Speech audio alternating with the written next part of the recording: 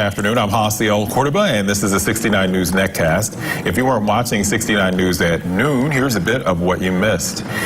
One of the gunmen in a deadly Allentown home invasion early Sunday morning is behind bars. Isaac Navarro was arrested hours later after police spotted him limping and bleeding. This morning, we're learning new details about what happened. WFMZ's Bo Colt now has more. Police say they arrived to find Jermaine Taylor dead in his third-floor bedroom with his child in the room, the result of an apparent drug robbery. Police say the terrifying scene started just after 3 a.m. Sunday, when 3 masked men and a masked woman burst into the Linden Street home of Taylor.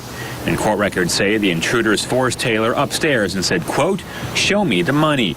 Taylor opened a safe, and the woman stuffed the contents into a bag, according to records.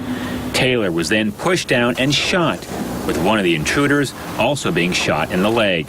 And security cameras caught 3 men and a woman walking down Mercer Street shortly after, with one, Isaac Navarro, limping. And hours later, police spotted Navarro with his hand wrapped in a cloth, limping, trying to conceal his identity. A trail of blood from the victim's apartment to Navarro's was also found. Police in Allentown say 2 men stabbed each other after an altercation in the 800 block of Godfrey Street. It happened around 7 o'clock last night. Both men were located near the scene and taken to the hospital. Police aren't sure what led to the double stabbing. They say investigators are still working to determine what charges may be filed. Police in Carbon County say a motorcyclist crashed into a van while trying to flee from police. It happened yesterday in Lehigh Township, Northampton County.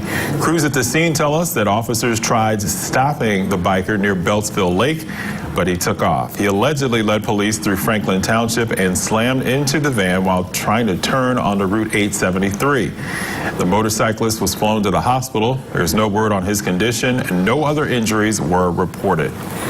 Meantime, an SUV ended up on its roof after a 2-car crash near the entrance to Dorney Park. It happened yesterday afternoon on Hamilton Boulevard in South Whitehall Township. The crash shut down the entire westbound side for a short time. One woman was taken to the hospital. There is no word on her condition. Pennsylvania Governor Tom Wolf has announced a major change in state standardized testing. Beginning this school year, students and teachers in grades 3 through 8 will spend an average of 20% less time on PSSAs. The youngest students will spend nearly 25% less time.